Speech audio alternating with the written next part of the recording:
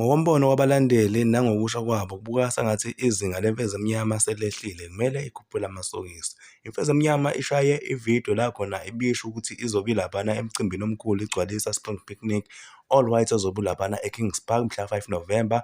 Abantu base bekhomenta abakubonayo noma abakuzwayo.